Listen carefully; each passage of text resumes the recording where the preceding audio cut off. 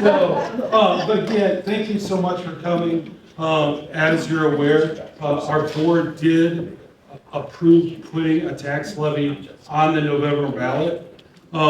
As a part of that ballot, we have within that measure what we'll call phase one.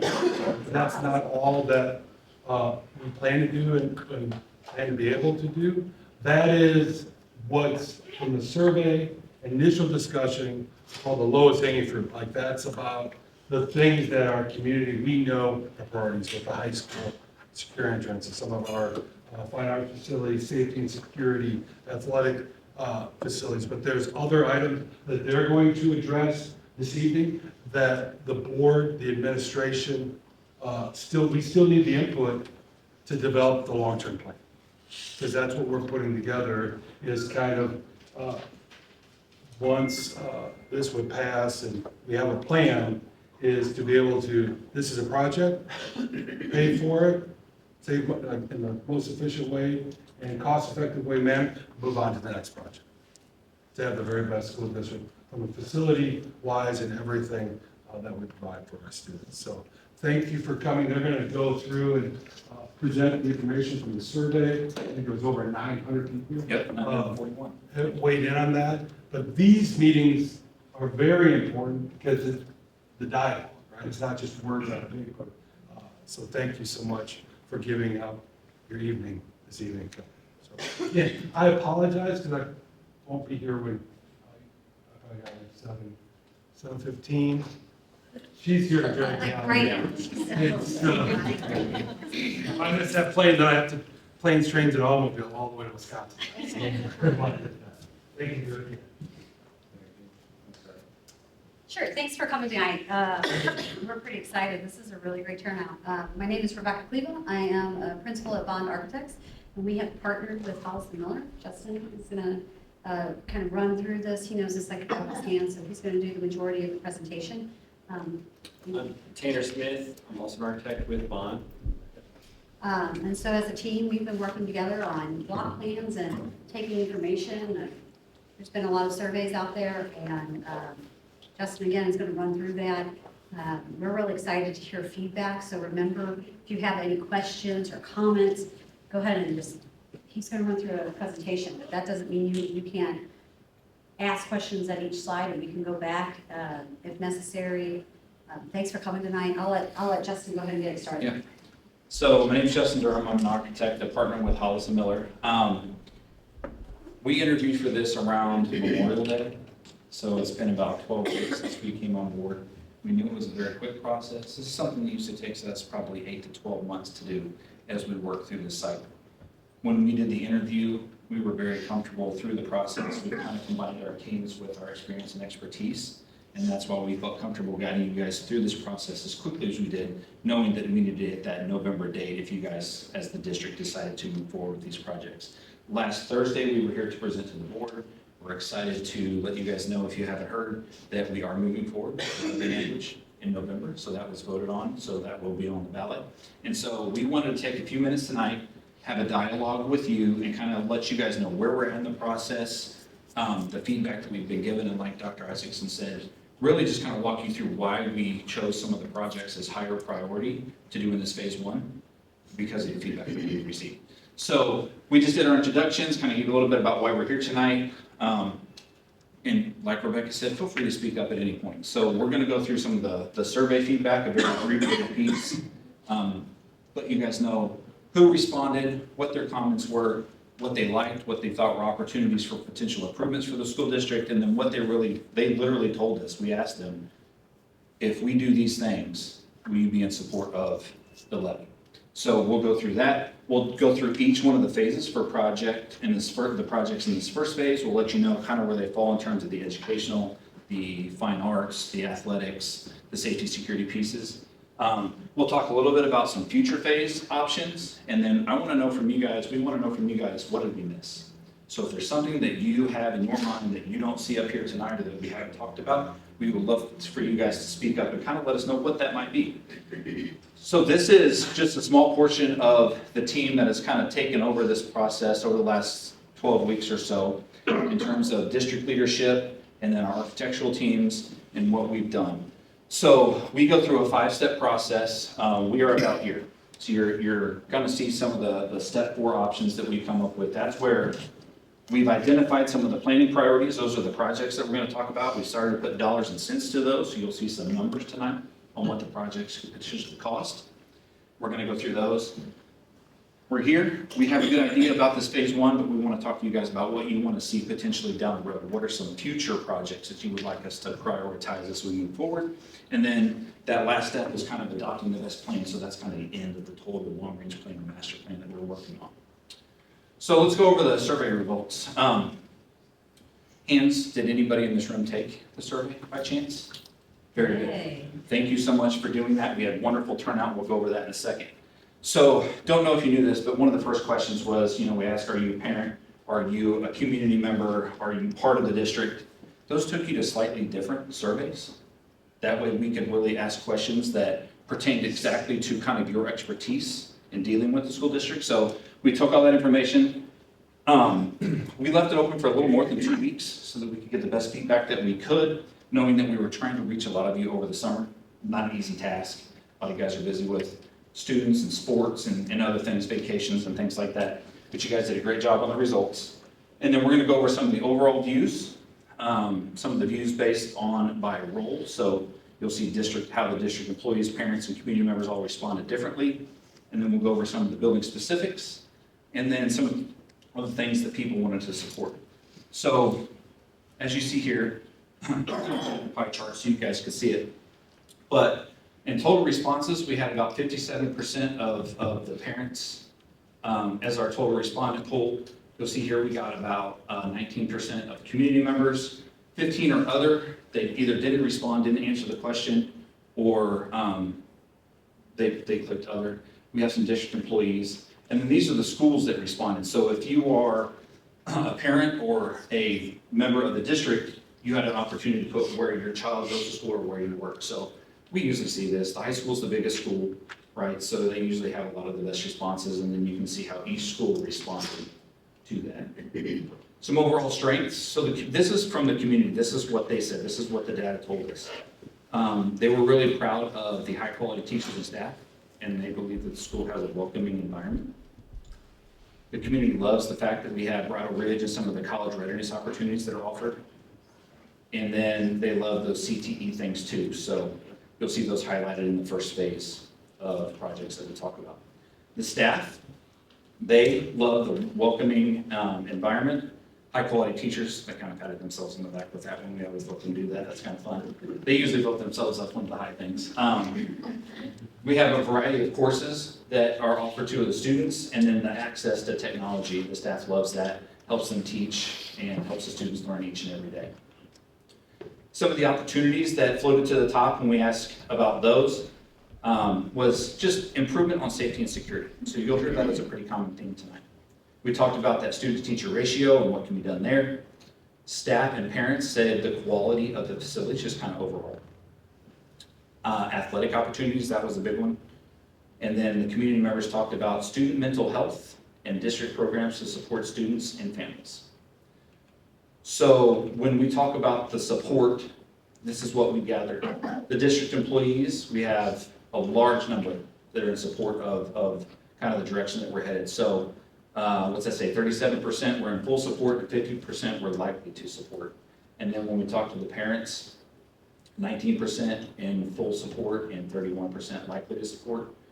And for us, right now, we are going to target these undecideds, right? Those are the ones that we want to make sure that they get the message that we're taking actionable feedback on what they are saying in the community, because those are the votes that we need to turn out in November, right?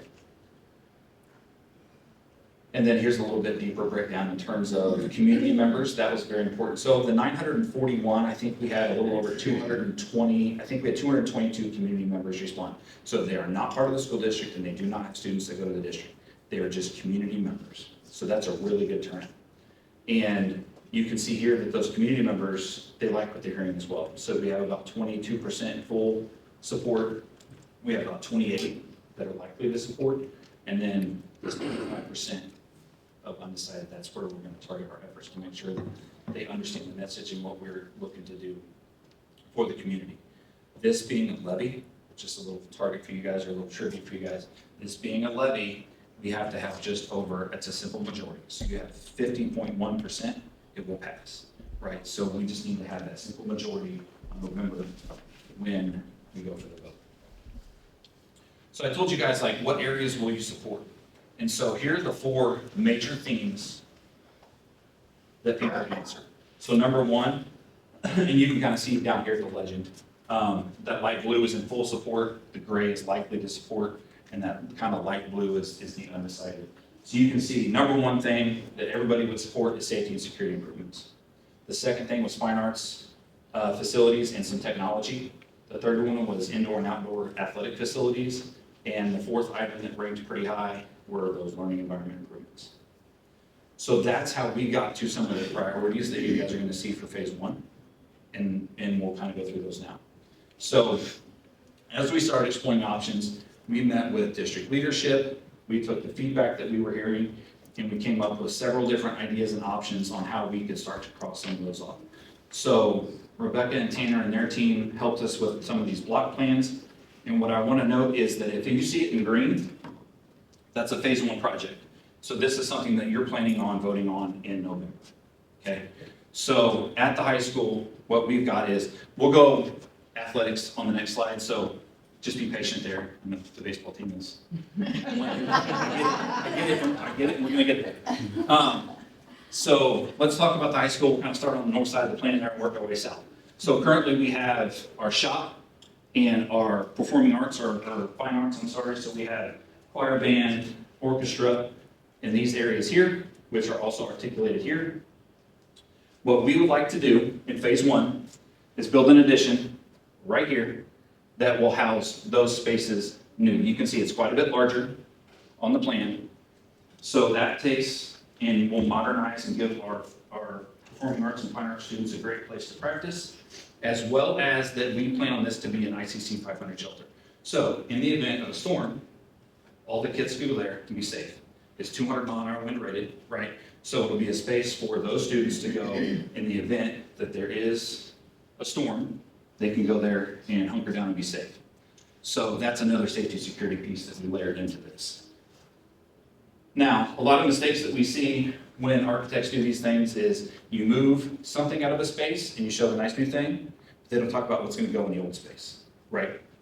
So as we move the shop out, we'll show you what's going to happen with it with Bridal Ridge later. As we move those fine arts out and move them into the addition, what we have planned here are new locker rooms that are going to be adjacent to the football field. So we've got new locker rooms. And then in this space here, we'd like to move wrestling into that space. So there's enough space for about 2 mats, right? So we could get a nice indoor wrestling space for those students. So that kind of, again, harkens to the athletic improvements that we would like to see. And weight room.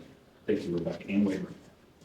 The other thing that was the major driver here is currently we have the main office, the kids come and go. This is kind of our main street through the high school. A new secure entry. We do not, this is the only school left in the district that doesn't have that secure entry piece. So what our plan is move office, counselors, everyone down here, and this will be our new secure entry for the high school. And what that does in the master plan is it starts to set us up to, this is no longer the center of the high school. We can start to now think about the future, and as Hillsboro grows, we can start to add more classrooms down to the south as the school grows. So we're kind of setting this up to be the new center of what the high school could be. So as we look at the current office space, that can be renovated into additional educational spaces for the school as programs become available. So right there, you can see that we talked quite a bit about safety and security, educational spaces, athletics, and some of the opportunities that we were able to capture at the high school in this phase 1. Now, for future consideration, these are the things that are in blue. So as we go, we are looking at a large addition here for a new competition gym potentially, with some community centers like a cafe and a library, something that students can use as a career opportunity. right? Students can run a cafe, they learn how to run a business, they meet and greet people, right? Those social skills that we try to teach. We've also got, this could also be a storm shelter, a racetrack, some things that would pay more dividends to the community as a whole, right? So as the district is, you know, we were looking for ways, ideas, opportunities to really involve the community better, right? Make these schools a hub for everyone. So that led to some of those ideas of the indoor track, the community centers with the cafe, library, et cetera. Another thing that we looked at was a new auditorium. So we could redo something with this auditorium, make a larger auditorium potentially down here in the future, stagecraft, back house, large seating area, something that would hold the entire student body, right, for those events and plays and things like that. So as we talk about some of the high school stuff, does that hit some of the things you guys would like to see at the high school? Yes? I see nodding heads. Yeah. Anything that we might have missed, something that you say, man, I really wish that they would have paid attention to something. Or when my son or daughter comes home from school, they talk about this. Like, is there anything that you guys can think of that we maybe didn't capture in terms of opportunities for improvements, whether it's safety, athletics, educational, those kind of things? Yes? Will the locker room, the additional locker rooms you're gonna renovate, is that also going to be able to be used by the football team? Yeah. So they can stay centrally located at the high school and, Yeah, I think that was one of the main themes, was to have a locker, like a varsity locker room, a locker room here, that they can do all of that here and not have to do the intermediate, sometimes practice there or go back and forth. How many kids will that weight room hold? Or the weight room, the community locker room, the weight room? How many, I didn't see 7,500 square feet, but how many kids can actually sit and like physically work out and work that weight room? Kind of depends on the equipment that we have. So what we'll do is we'll work with how many racks we need, how many free weights we need. I can tell you that in it's hard to explain what 7,500 square feet is. Some of that would be locker room, some of it would be weight room. The 7,500 too that you see there is part of the phase 2 gymnasium addition. And so that's phase 2 for later. The short term in high school football varsity locker room is going into the green space in the existing high school. That's a little bit closer to 5,000 square feet. Okay. Which is a lot of space. And the other weight room would be something with community can use. Perfect. So there's a couple different weight rooms that Is probably, when we talk about the community, is when I visit the art club team is, there's been different school districts, even when my brother was at, so they have a community weight room, but it's the varsity weight room. And so it's not really open to the community between, 9 at night till 10 o'clock.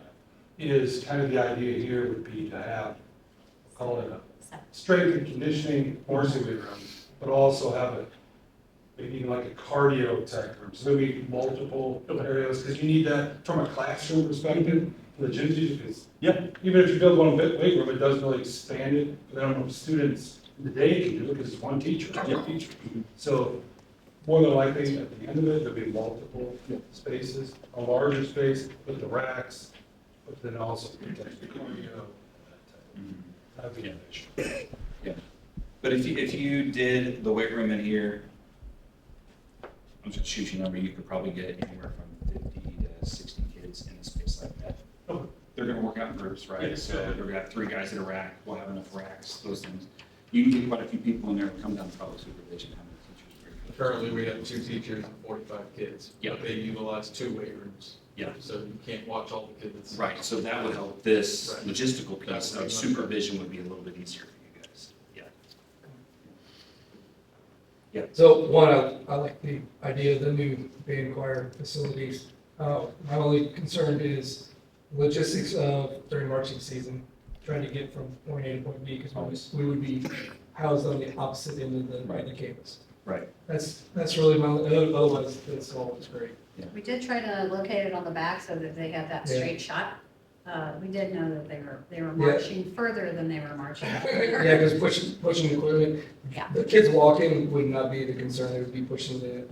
Your phone ensemble equipment. was tough. Yeah, That's a phone lot of ensemble stuff. equipment, yeah. Yeah. So I didn't know if there was any consideration given to an alternative for that in parking lot, or, I don't know. Yeah. So, because I know other, you go up to Rockwood, they've got a parking lot, but Right. I also realize like with up front, moving the front to there, then you're putting a practice facility in a front parking lot, would be not ideal. Right. So, Right. I don't know, just spitballing a little bit. Very, very good thought, very good thought. Anything else high school? Okay, coaches. I have to come back to that. Yeah, let's come back. Okay, so stadium and field improvements that we'll see some budgets on later. But we'll just kind of start here. One of the things we had talked about in for that safety, security, ADA access is we heard from some of the community members that when people come to a baseball game, when they come to a football game, some of them may have to walk 20, 25 minutes. They walk a little slower, right? It might be our older crowd. So what we wanted to do is, one, provide student access that made students access to facilities easier, safer, right? Keep them off of Leon Hall, off the highway. So you'll see some of that. And then also provide better access for some of our visitors as they come and go for meets and games and things like that. So you'll see a lot of lines on some of these plans. We're actually looking at developing new roads, like access roads and parking areas for people to get them closer to our events, closer to the spaces, so they don't have to walk as far.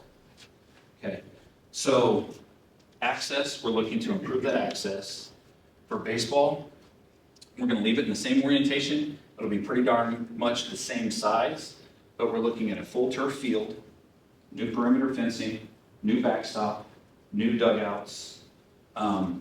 If you guys are familiar with Festus, I talked to one of our bleacher vendors.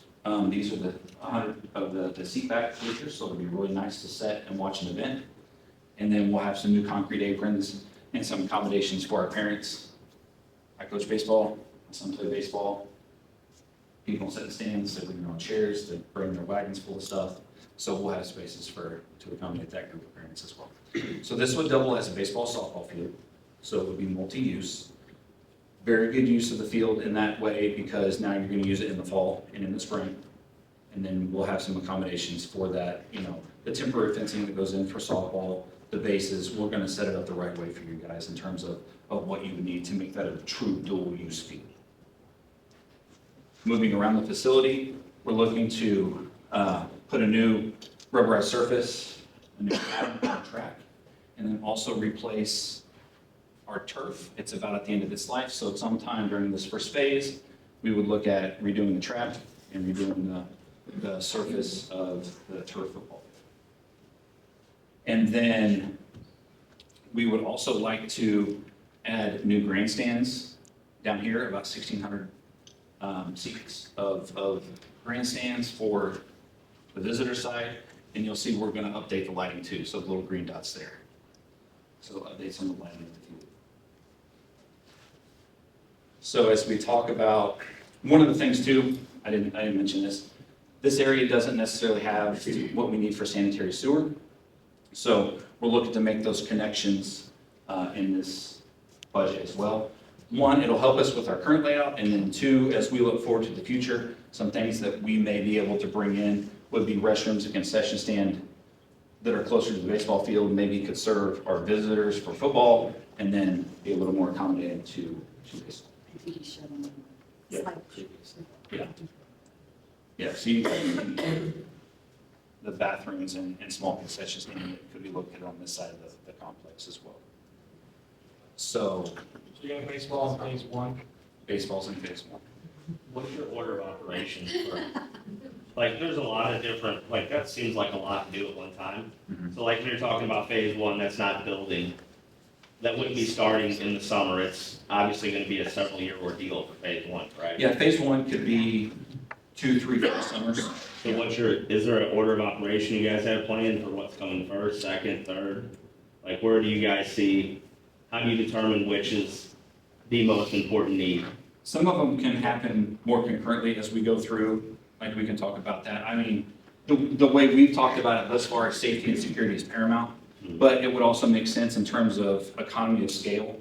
When you hire a contractor to come do something, if you can make it a little bit larger, there's economy of scale. You mobilize once, you got a concrete guy here who's gonna do both. So we kind of foresee a lot of these happening.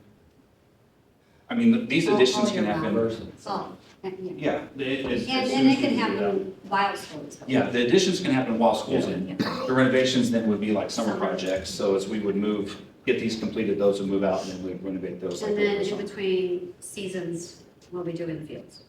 So they'll block those out to make sure that they can accommodate, so it's ready. So you'd be thinking like it's a several year plan. Yes. Yeah, phase Even one though would it's be a considered separate. phase one, it's not a one-time build. Right. And it's not just the high school, we'll show you more. Yeah. So it Yeah. will be something that we will have to Yep. walk through a few years. Is that parking back there public, or is that just ADA and visitor stuff? That would be public parking. And we haven't, there's possibility that there's more parking that we can accommodate, which we're looking at still, because the property that's owned by the school district right now, and then by the community, the civic center, so there's some discussion going on.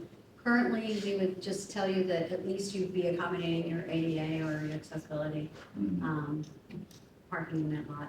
So, you're gonna move wrestling, so where does that leave for indoor for baseball? Is that just in that same space they're in now with wrestling? Or do we have batting cages?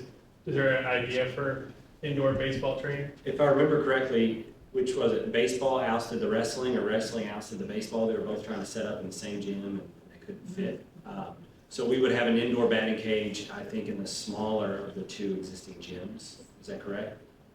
It's in the larger. Or the larger, In the short term, that's or what. short term? Short term. Or, to also answer this woman's question is, some of this as far as priority and time is going to be like, let's say this passes, is they have to draw the fine arts area in Sure, there. thank you. So it's like, That's nice. all right, do we have, we know we have the funds coming in, all right, we have enough cash, all right, we can do the turf baseball. It's not that it's more important. Yeah. It's just, that's $1 million we can pay for. Okay, we gotta secure a lease purchase to do a $9 million, I'm just throwing a number. Yeah. So some of that, or you have to do the fine arts in order to move them there, which then opens up the wrestling room construction. Yeah. And so it's kind of step. Right.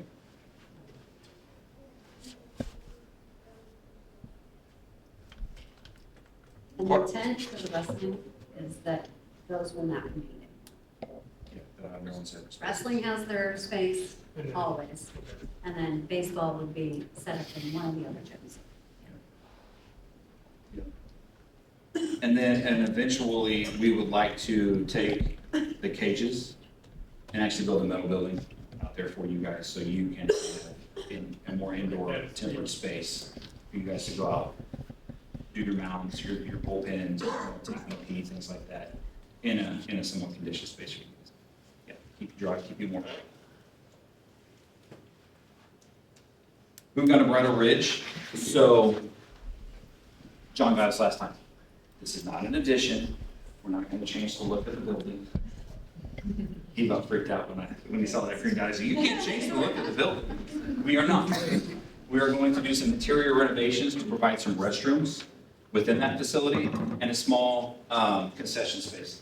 These are held there. It would be nice to have restrooms for the people that visited, right, and then the people that are in that building each and every day. So that would be a phase one item.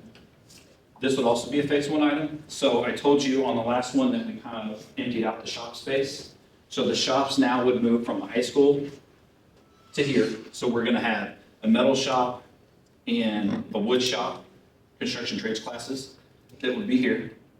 And then 2 classrooms.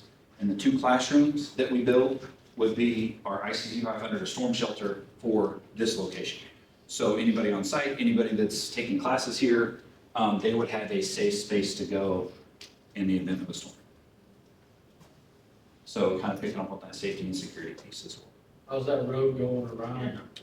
Yeah, so we'll get to a big road piece. This road We is. have a much bigger site plan. We have a big site plan. Yes, that road's an interesting one because, we'll kind of get into that later. But the hope would be to connect the high school to Bridle Ridge and not have to get out on, 21 or Leon Hall and basically just cut through the campus, right? Students then can traverse during the day, they're not getting out on public roadways, no other cars but district vehicles, students would be on that road.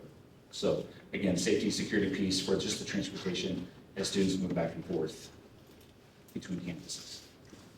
When you talk about the storm shelters, Yeah. are these tilt up or are they masonry storm shelters? So that, it could be either way. These are gonna be, so if I go back to the high school, these would probably be precast or tilt, just because they're higher volume spaces. So it makes it easier for us to have those pre-engineered and then brought to site and erected. A classroom is gonna have a much lower ceiling height, which is easier for us to do like a 12-inch block potentially. We would look at both ways and do price comparisons and then see which one was most advantageous at the time. Yeah, but there is a cutoff on like the height of a building and the thickness of the walls, and then a pre-engineered precast concrete slab that we tilt up could be more efficient. You just look at Northwest School and it's like, we don't want that. We don't want their ugly tilt up building across the road over here. Yeah, yeah. They're Whatever very we nice do, ways. we'll have a skin on it, so you're not seeing that from the outside. Yeah, there's very nice ways you can do it. Yeah. Yeah, it won't look like the big warehouses that go up all over. Right. Yeah. Any more thoughts about Bridle Ridge? Good? I did have a question about the high school one. I hate to keep going back to the high Yeah. school one. But is there any like thought or process for the cheerleaders and the Hawkettes to practice? Because currently they all practice in the commons. And if you've been in there when they're all practicing, it is absolute chaos. And I don't know how they are able to get done what they get done with all four coaches talking, music talking, blaring and stuff like that. So is there an idea of where they can put the girls so they can have an adequate spot so they can practice without having to coach over other music? Yeah, I'm a dad of a dance daughter too, so. I can actually speak to that. Me, I actually walked down with Coach Zarsky on that. When you see with the band room, we actually looked at the choir room, and be like, is this big enough to go to the mirrors all the way down? And then it's gonna take, be a little bit, like, they're gonna have to share that space, and then we use the choir room, then move it into the, we'll call it the drama room, and so nothing. But you can't necessarily do away with that, because drama's still using it. Yeah. That one. So, yes. Okay, Is that, we need to get them out of the auditorium and just, or excuse me, the commons. Yeah. That is a priority as well. Okay. Good question. My daughter would be happy. Talk about dance. Okay, junior high school. Future phase, restroom renovations, right? So we want to look at updating those restrooms as we go. Phase one would be paying attention to those performing arts spaces in terms of maybe some casework, some finishes, some acoustical upgrades if need be. Phase one will be then looking at the cafeteria, doing some finishes in there. And then part of the safety security piece that we wanted to address is, we've got some tables sitting out here now. Those aren't really gonna keep a car away from the school building. So some new glass, and then we had talked about putting bollards at a lot of our school entrance, right? So to protect those drop off and pick up students as they get in and out of cars, right? Mom's tired, dad's tired, loses, takes his foot off the brake, kind of rolls over a curb. Let's add some additional protection. So we're gonna have bollards that we add around just to protect the buildings and those students as they get in and out of cars each and every day.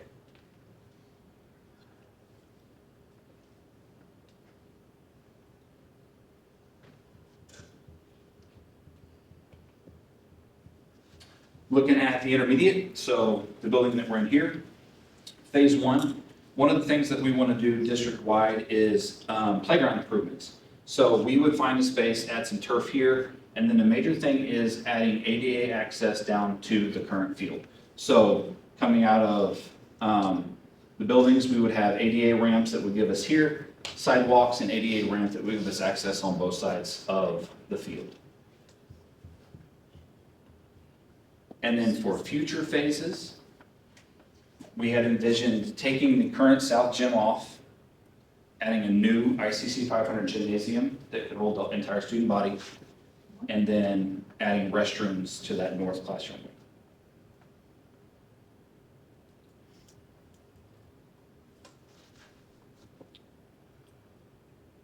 Good. And one thing I will mention too is that you'll see a lot of, I know this road is a big deal that runs behind the school. Students go across that road each and every day. One of the things that we have in kind of the overall district improvements are asphalt and sidewalk improvements. We also have gates, things like that we want to incorporate so that there will be no traffic that goes through there during school, right? To keep those kids safe as they go back and forth to the field each and every day as they play.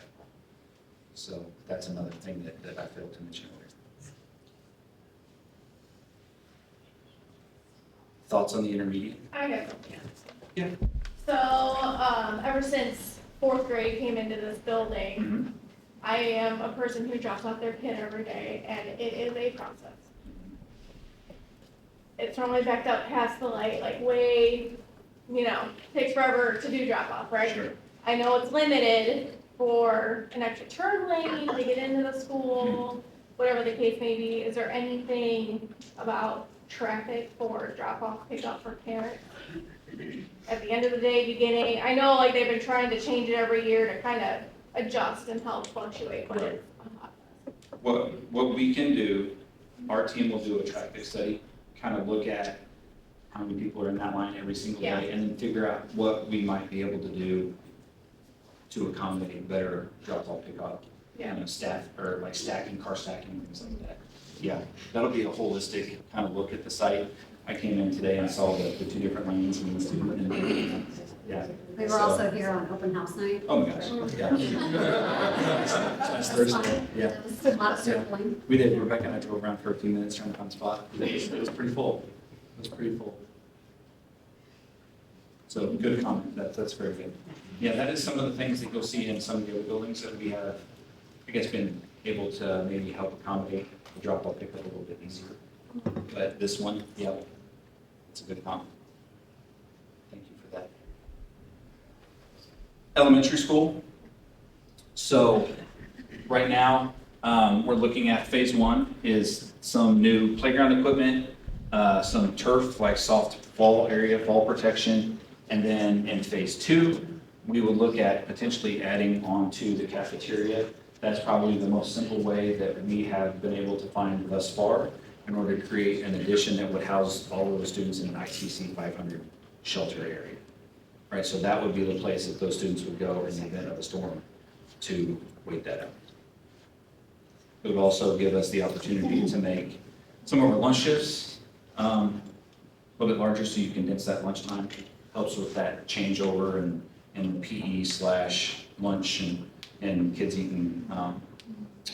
Try to condense that a little bit for lunchtimes, more time in the classrooms.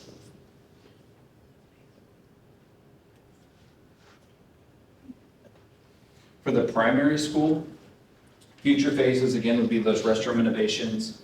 Right now, we know that this area is a bit of a mess in terms of when it rains, there's really no good places for the students to go out and play and do some of those things. So they actually come over to the parking lots to play. So this would be a combination of some asphalt art play surfaces. It could be new turf playground, play pieces that are appropriate for those ECC and primary students, and then maybe some fence around it to keep our runners in. So looking at some of those kind of combinations. God loves those runners. So that would be kind of what we would look to do there. I know it's kind of a large area, but we want to give those kids appropriate players. It's a good way to get that social, emotional learning together. On this one, so coming off of Leon Hall, we do have a road that we would like to go behind the high school just to help with some of the connectivity, the parking, and then it could be a potential help for as buses and parents do their drop-offs. It could be an extra place where we can maybe accommodate another entry point into the building on the backside to help with the stacking to keep it off of the main street, off Leon Hall. And then it also connects, during the evenings if there's events. I know that there's people who park in the high school and other parking lots from the rodeos and the facilities. area. So this would help connect those pieces and keep all the traffic. So is that coming in from the fairgrounds then, that road? It will, I think the Right at fairgrounds, the there's a gate. connection or a gate Yeah. right here. Yeah. It's right, Right here's the Yeah, big so one. there's the fairground connection, and we would be right here coming on the backside of it. There you go. Yeah.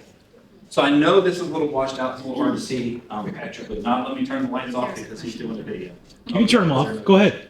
Turn them off. It's Are you fine. sure? Yeah. Just for a second. Yes. You mentioned earlier, though, that there would be no access to traffic during the school day, That's right. correct? We will have gates at all Yeah. of those. All right, Yep. To control that, yeah. okay. Very important.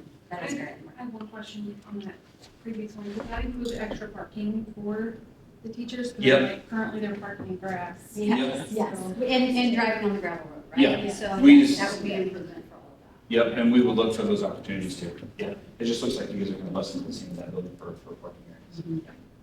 Yeah. So this one, we apologize, it kind of washes out a little bit and it is a little bit hard to see. So I'll try to point some of this out. So currently, we are working with the city to do some improvements at the intersection here. And that would include a turn lane, some sidewalk improvements, some of the flow as you get onto the 21 from Leon Hall. And then Up there. I was like, that's right away. Yes, so there will be some improvements into this intersection that will help with that a little bit. But we can kind of start from the north. So here's the primary that we just left.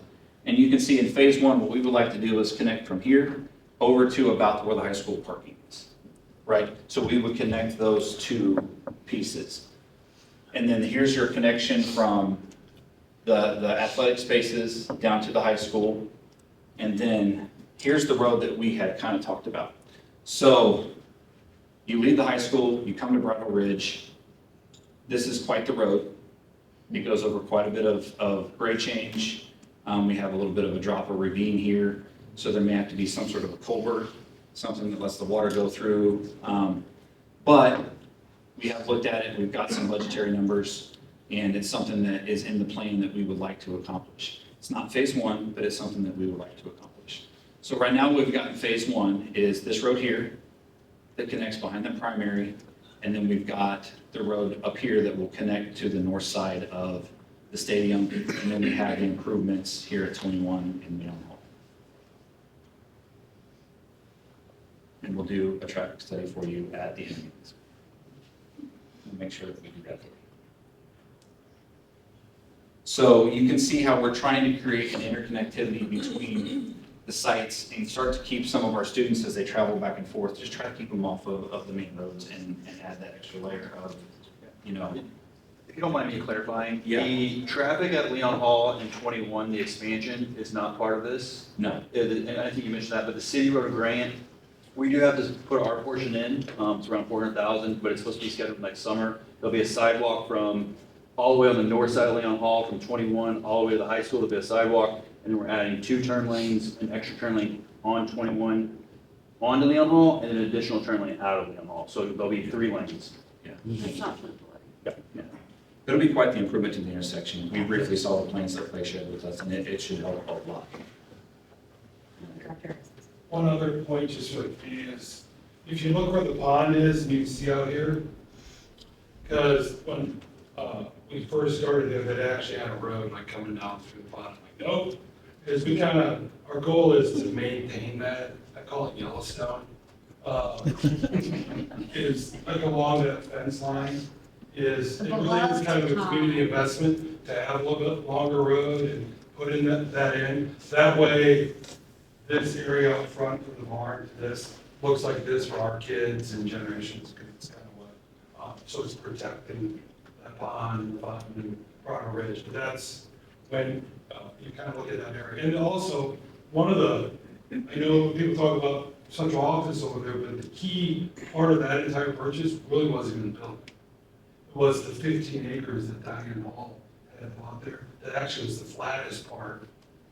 And if we ever need to build a building an early childhood center, it's the best lane that would connect also the road on the back, the access to it. That's the most buildable spot on campus. It's actually behind central office, to like in between central office and subdivision back 15 like. Right here. Yes, and so, there was 15 acres there. That also served that road. And moving the road back to this point alleviates this, there's a lot of ins and outs going on right here. And I think that turn lane comes back to about, Clay, is this right? The entrance primary, yes. Yeah, right there. So that's that extra turn lane. So we're just avoiding that altogether and trying to get some of that traffic to go ahead and turn right would be better. Mhm.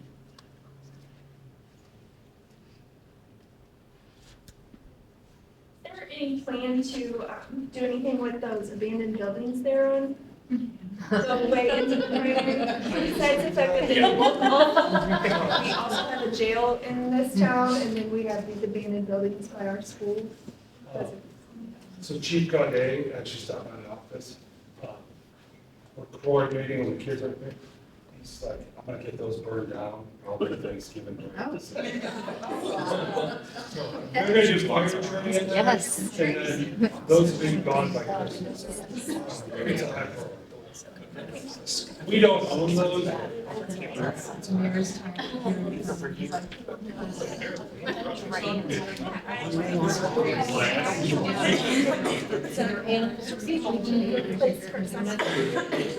You know, someone asked the fire department to burn down, chief's not just. He's asked by the owner. I do have a question. Yes. The gravel road that is on this side right here, that's behind Casey's, when you do your study, or Yeah. traffic study, there's a lot of parents, and I think even buses that travel over that gravel road. Yeah. The school doesn't own that. What happens if someone else purchases it and closes it? Well, how does that affect the school? That's a good thought. I don't know. We'll look at that. Yeah. Yeah. I did not know that the school didn't own Right? it. The road behind Casey's. The gravel road, like we use for the parades, and both the buses currently go over that. Buses don't go there. No, Buses buses can't, don't, that's buses don't go through there. I think it's privately owned. Yeah. I don't think the city even owns it. No, the city doesn't own it. The question is, if it's privately owned, and in the future, the owner closes it down or changes it into something else, is there a plan for the traffic that goes through there, school traffic? There's, So we'll- there's Oh, not. incorporating that into the traffic study. Yeah, we'll look at That's that. not available.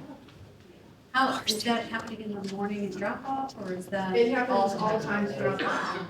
All the time? A lot of people use that gravel road, not people on 21. I need to check. Behind Casey's, getting Yager Road. It's a lot wider. But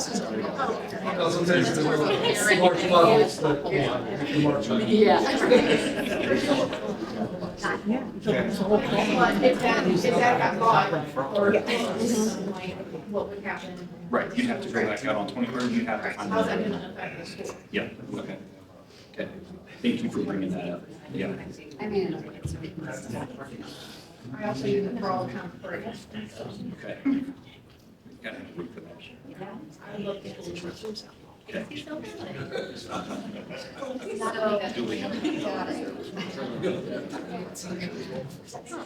Before we kind of go over kind of some of the budgetary pieces that we had set for this phase one, and then all the future phases, and we start to talk about that phase two with the last 10 or 15 minutes that we had, phase two, phase three.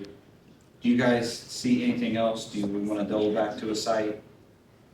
And if you don't want to speak up, that's fine. We're going to stick around for a few minutes after, so you guys are more than welcome to kind of come talk to us one-on-one if that would make you a little more comfortable. Yeah. So, good for now? Okay, so let's talk about how we come up with budgets real quick. So I showed you earlier that we are in that phase four, which is kind of exploring options. So what we've done is our planning priorities are all the projects that you have seen, green and blue, and the things that we talked about. Those are kind of the priorities that came out of our assessments that we did as architects and engineers, the feedback that we got from our district administration, the meetings that we had with teachers and staff, Ray and Justin, like we talked to a lot of people, and then also all the respondents of the surveys. So we have a list of those on the left. We talk a lot about where they're at, what category they fall into. And there's a few things that I want to highlight here that we didn't really cover. So under this phase one, when it comes to technology and safety and security, we've set aside money to add card readers and cameras throughout the district. So some of our spaces, Clay, have been updated, correct, but then not all of them. So we want to make sure that each of our schools have the appropriate cameras, card readers for access, those kind of things district-wide. So we didn't necessarily talk about that, but that is a district-wide improvement that we want to do.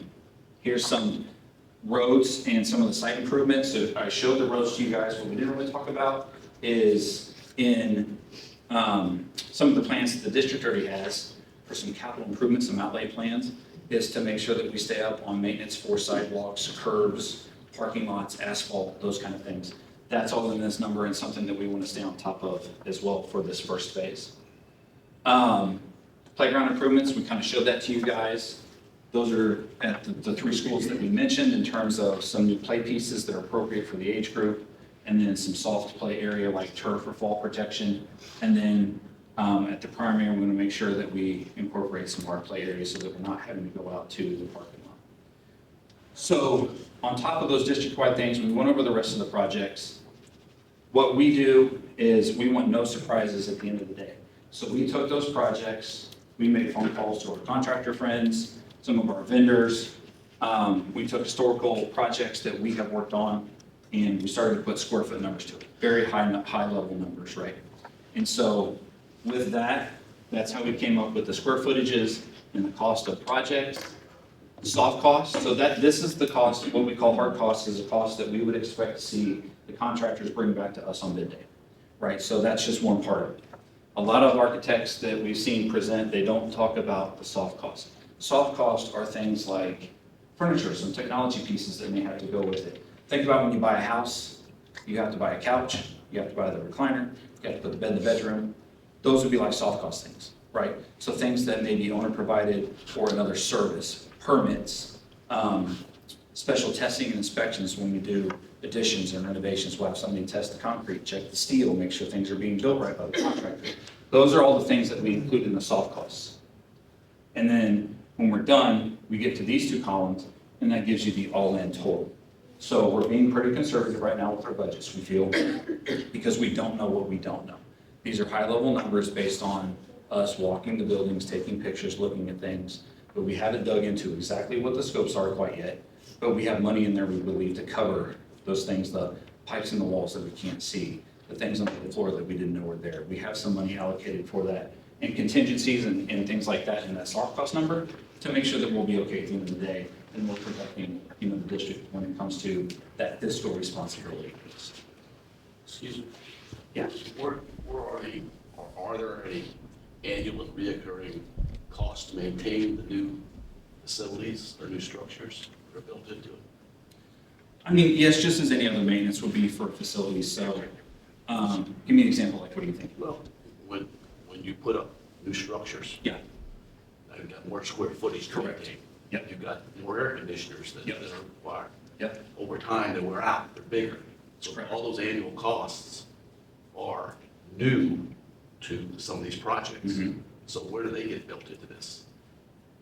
And the ongoing costs? Yeah. That would be operational costs that the district would encumber. But are they recognized as a development? We don't necessarily recognize it in this budget, but we will help work through that piece with the school district, yes. Because you will, like custodians are gonna have to clean more square footage, right? You're gonna have to hire, they have to buy more wax for the floors and those kind of things. I will say that when we redo these spaces, even if you go back to the high school, like the spaces like where we take over the old office, or we take over the shop that closes and it becomes locker rooms, those spaces will probably be more efficient than they were before. We're gonna put newer lights, we're gonna put newer HVAC, we're gonna put newer things in to replace some of the older components. So there will be some trade-off in terms of that cost per square foot of ownership, right? The utility costs, the cost to maintain, those kind of things. And when you do something new, that cost of ownership usually starts off pretty low. Things are new, they're under It warranty starts for a off few low, years. but it's there. But it is still there, you're correct. And it will be things that we have to watch 5 years out, we're gonna have to look at this. We're 10 years out, we're gonna have to look at this. 20 years out, they may need new mechanical systems, right? But that would all go into kind of this 20-year long-range plan that will help kind of develop in terms of, we know the life and longevity of things. And I think that something that Justin's not alluding to is we've also been asked by the district to help them develop a database to help manage those long-term costs. And, you know, in 20 years when, let's say on year 19, we're making sure we're looking at all those warranty items before the 20-year warranty is over. We're helping manage that by putting it in a spreadsheet.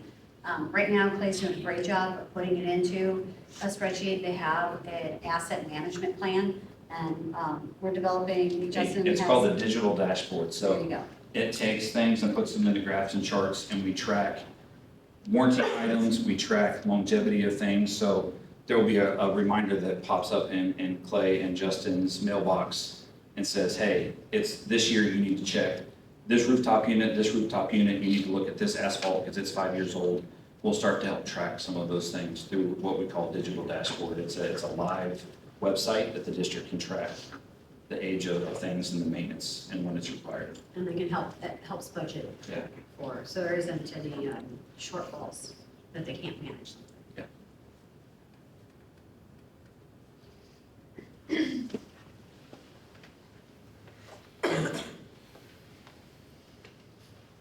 So we kind of outlined what we talked about under phase one in this column. Everything else we just put in future phases. So you can see that we found about 150 million or so, $160 million worth of wants and needs throughout the district. And we know we can't accomplish everything all at once. That's why we're talking about doing this in phases and trying to do it priority based. So we have some things over here. As we move through phase one, and you saw some of those boxes in blue, what are some of the things that you would like us to consider, you know, after we get complete with phase one and all of that is done? What are some things that you guys feel should be kind of that next priority, that next thing that we look to accomplish for the school? You guys have any thoughts or opinions on that? I was pretty shocked by the primary bathrooms. Yeah. Those were pretty bad. Yeah. By the pictures of you. I haven't been over there in like 4 or 5 years, but Right. those pictures were pretty bad. So I will tell you, we can't commit to this until we know more. But I told you, like, our budgets are conservative. We've already talked to John, Clay, and Melissa, and some, in terms of if some of these bids come in lower than this, we have these projects that we would like to move up and try to do early, right? So if we don't spend, you know, that top number on phase one, can we work in bathrooms and things like that? That's our hope. We don't want to say that yet because we don't know, but we are talking about that actively in terms of what projects could move up first, like if we have more space in the budget. Yeah. So primary restrooms. Yeah. That was the worst I saw. Yeah. Besides the basement. Baseball. Yeah. And some of those we put on rotation, so like last year we redid the high school bathroom floors. This year we redid the intermediate bathroom floors, and then we just keep phasing it every year, so we can't just cover every building because it's expensive, so we just rotate them out. So primary obviously is on the list, but. Yeah. Thank you. Yeah. The junior high improvements that you talked about, I don't see them, does that fall under something that's already up there? Because I don't see anything that specifically says JH or. Because the band is in the Cafeteria area and the. Yeah. and safety center. Yeah, safety. So that would be Okay. some of these upgrades and then some of the band vocal Okay. things. Even though it says high school, we kind of want those together. And yes, ma'am. Yes. Yeah, because we want to try to take care of those at the same time with each other. Yes. Yeah.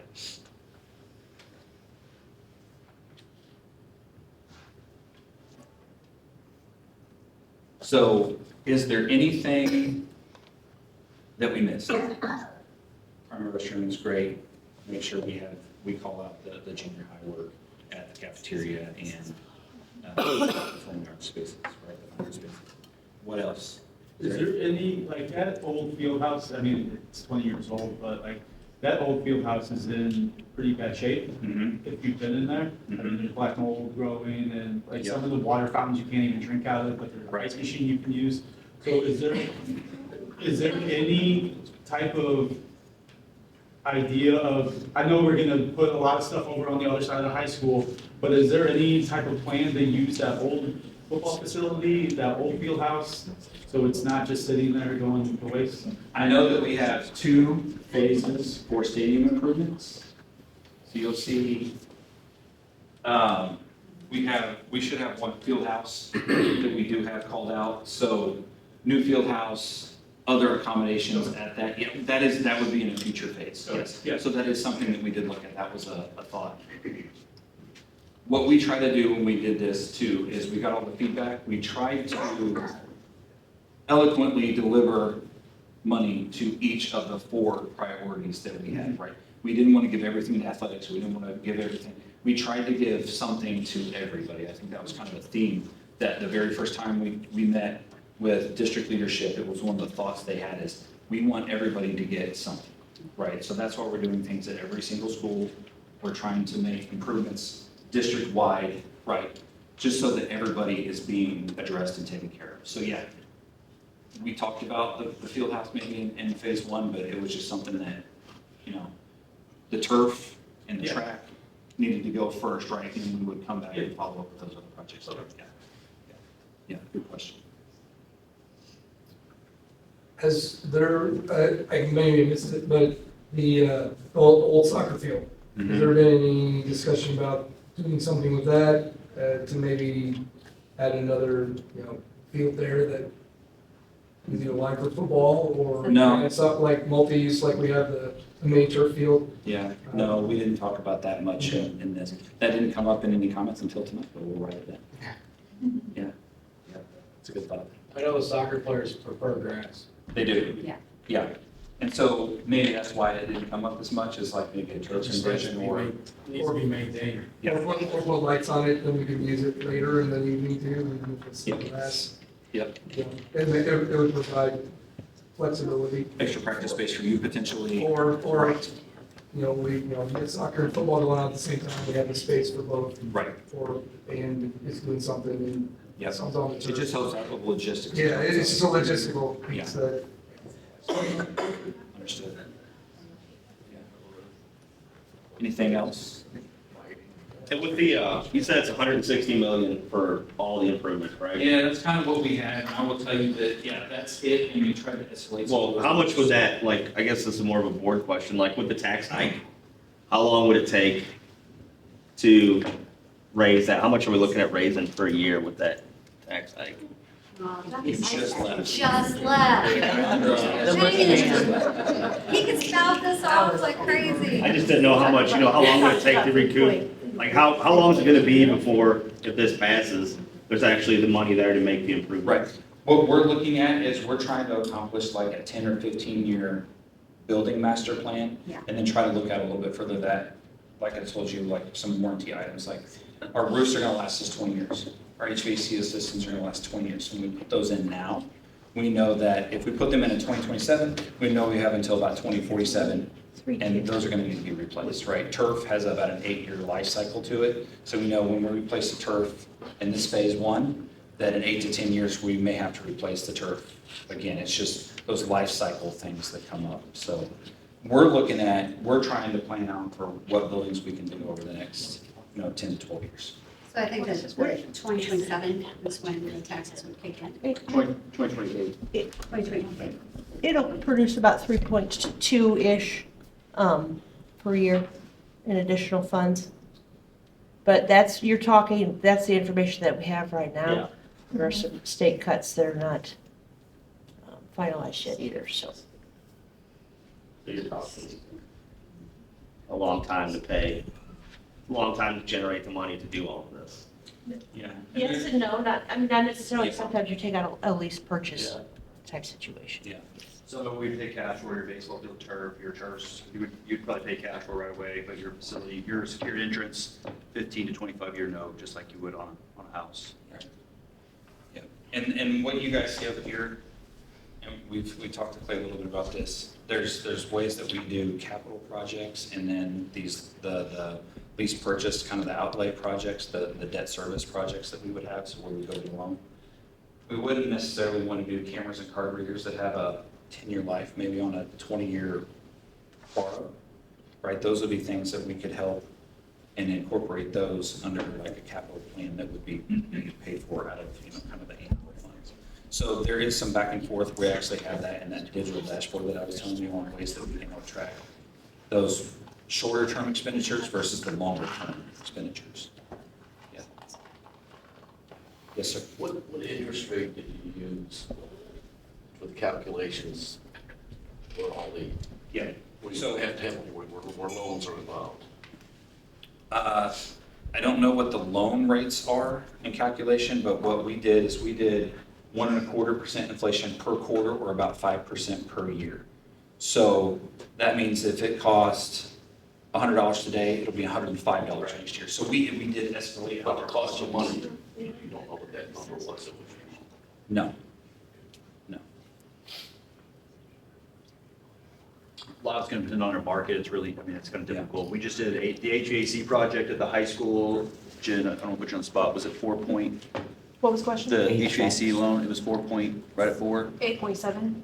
the loan. Oh, the loan was Percentage. 4.5. 4.5, so, and it just depends on market and when, obviously, you know that. Yeah, I understand, but you have to use a number to get to your goal.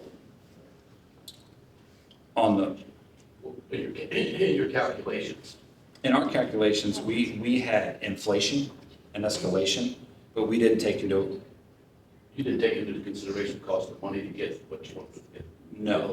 No, we have the price of the projects. When we go to borrow the money, then we would know, like Dr. Lewis was saying, in terms of, that may vary this month versus next month or next year when we go, yeah. So, yeah. Trying to figure out what the cost of money was that you Yeah. might have been used. Yeah, we try to cover ourselves in terms of all the inflation that we may experience. But when it comes to borrowing the money, we don't necessarily know that formula yet.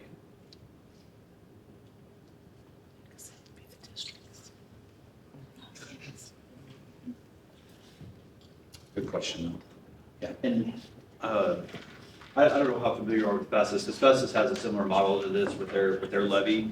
And in 2020, when things went through the roof with COVID, they put a lot of projects on hold just because of the inflation and the cost of everything. So that's what's so good about a levy instead of a bond, is we have a little bit of control with the market and where we, how we gauge that and play that out. But, or if there's a large enrollment spike, I think Festus just dealt with that as well, when they had to shut something down, add on to intermediate school so they could accommodate kids. That is the beauty of the levy. It gives you a lot of flexibility for projects, teachers, general fund. You can do a lot of different things. If you haven't seen the board meeting, Dr. Isaacson did a really good presentation last week and explained a lot of that. He goes pretty in depth during the meeting. So it would be a really good one to watch, because you may find a lot of that financial feedback in last Thursday night's board meeting. Yeah.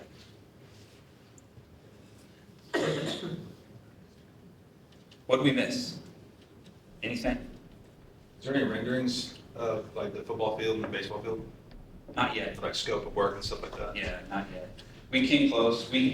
Other than the site plans, my team was starting to work on renderings for what the baseball field could look like. We haven't had those conversations with the district yet in terms of what color turf goes where, right, those kind of things. So we will do that eventually, and you'll get to see some of that collateral, hopefully before we go to the ballot.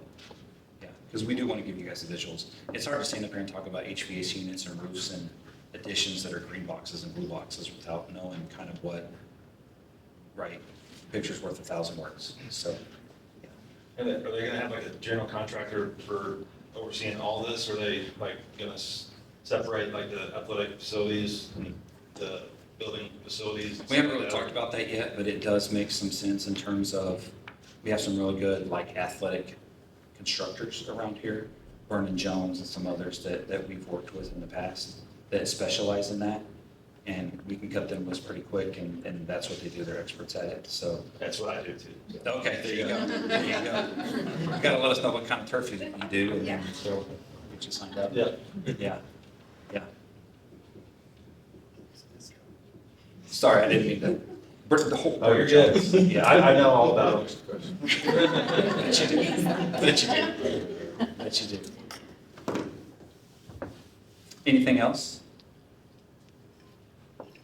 Yes, ma'am. Yes. So, Is there, I know that when we came to the last meeting, you already had a date for this meeting. Is there any future plans of other meetings? Because I don't know much about any of this, and I've just been talking to people out, and they're like, I'm not doing it, it's gonna raise my taxes, and I would like words to say to them, and I didn't know if like, I don't know if you wanna call them coaching meetings, or whatever you wanna call to help us spread the news about this. Like, I don't know what to say to people other than, I'm sorry that you feel that way. You know, like, Well, right, we need to know what to Yes. say to people. it's all part of the process. So we have been gathering information and trying to get to this point.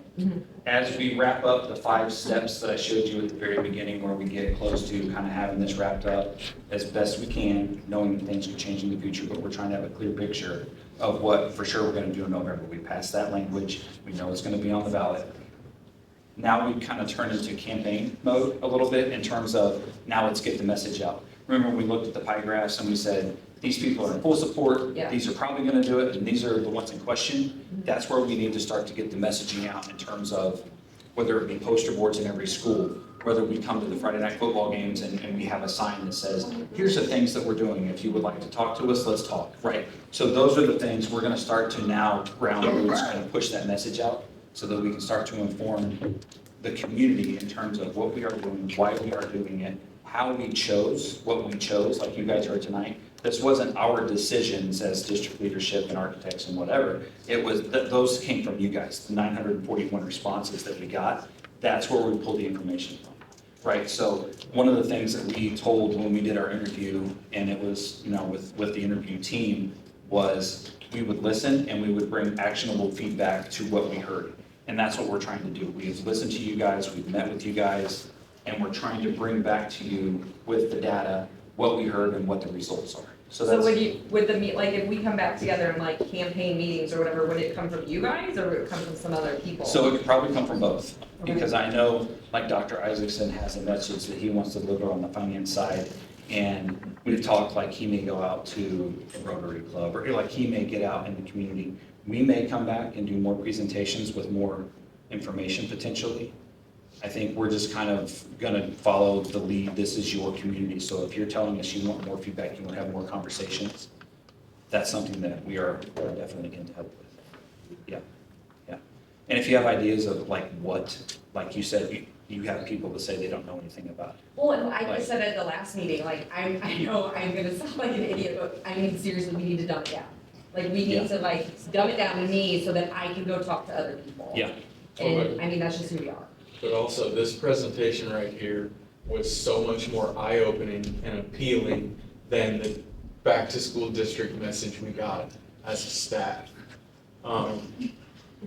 If you would have put this presentation in front of 400 district staff members, I think you'd have had people standing on their feet clapping. But it didn't come off that way back then. So I think trying to get that message that you guys just showed with all of those visuals to staff members will network it out to the outside community so much faster than 40 of us. Yeah, you have to like get them excited about it. Yeah. And that's, And we're gonna have to get, the people that don't come to the school involved to get this passed. For Yeah, sure. town hall meetings or something Yeah, that we because can. that's that's the people that aren't that don't have kids going to school, don't come to the games. Right. Those are the people that are all raising my taxes. Right. And that's where we're Those gonna are get. the people who tell that we need the safety. Yeah. Oh, yeah. And one big piece, one big piece that I'm sure Dr. Isaacson talked to you about was the places that we lost on votes 4.5 years ago, whatever that was. Yeah. And one big loss was the Elks Lodge in DeSoto. That vote there was monumental compared to everywhere else that passed. So you have people there that might not have kids in the school district. My thought is, how do we target that spot right there? Also, if we could get some, material in like our 8 and 9-year-old Fox team taking materials and, being out in the community and in their cute little uniforms, kind of pulling on that. And touch band of as people, well, that targets a totally different audience, Yeah. like both. 2018, we were out on the corner and both sides. I know. Playing and doing all that. Yeah, you guys are already touching on things that we're working with Patrick on right now is what we call collateral, right? So it could be a little flyer that sets at the front desk, or it sets at Casey's or whatever, right? And as you go in and you fill up and punch in your number and you get your pizza, and then, you know, you can grab a flyer and there's a little bulletin of what's gonna happen at every school, right? Patrick and I are working on that. We also are working on our website to answer your questions. So it's a big, frequently asked question at a glance. Anything you can think of, you will have the answers on there. And we are also working on committees and stuff as district employees. We can only say, please vote. But there are some grassroots to have some community groups that will be more of a vote yes committee. But as district employees, we can only say, please vote. So some of that information will be disseminated throughout those groups also. There's very strict rules that you guys probably as teachers understand this, but when you're on district property or you belong to the school district, you cannot say vote yes, I can. So we're looking at a group to run 2 parallel campaigns, the Please Vote campaign that would be messaging through the district website and through those kind of things, and then the Please Vote and then the Vote Yes would run parallel to that, and that could be community members, us as architects, we can say vote yes, right? You guys as community members can say vote yes, please vote, vote yes. So there are 2 different campaigns that will be kind of running parallel as we run up to election day. Yeah. There's still a lot of work to do. This was a lot of work. We did this in about 12 weeks. We still have a ways to go. You guys have pointed out some things that we need to fix, address. You know, we will do that. But then there's a lot to go before that November, I think it's November 3rd. Yeah, 62 days-ish. 60, thank you, 62 days. Yeah, you could have added something to that number. I would have felt better about it, but. So if you were to get these pamphlets and flyers, like, and you let people know, I guarantee you that, like, I will come get a stack and I will put a message out to my baseball team and I'll have 9 kids in my subdivision hand them out. Well, we Then we'll wanted go to to the thank next one. baseball and softball tonight anyway, because we gave the meeting last month, and the next day we had like 75 people respond. That's right. So you guys. You have a lot of support from the youth baseball in the district right now. And I would use it. That's all, like, when the pamphlets are ready, put a message out and they will get picked up and they will get presented to the community. I promise you that. Yeah, thank you. Patrick and I heard you loud and clear. Okay. Yeah. I'll have a talk with Coach Thompson about that, huh?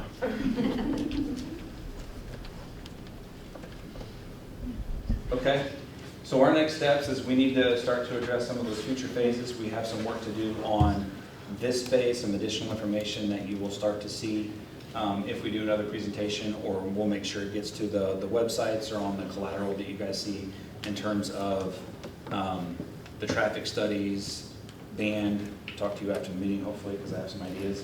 And then we will start to put a bow on that phase 4 and move into what we call phase 5, and that's adoption of the final plan.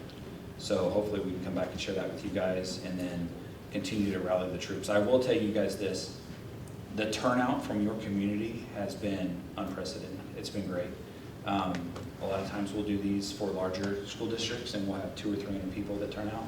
And then we'll have meetings like this where most of them are staff and not necessarily community members or, you know, athletic supporters and here for the band and the fine arts. So we do appreciate you guys and the fiscal responsibility and the questions that you brought up. Those are all great questions. We appreciate the feedback. Thank you all for being here. And then we're going to stick around for a few minutes. If you guys want to come up and chat, we will be here and we'll see you guys soon. So thank you very much for your attendance tonight. Thank you.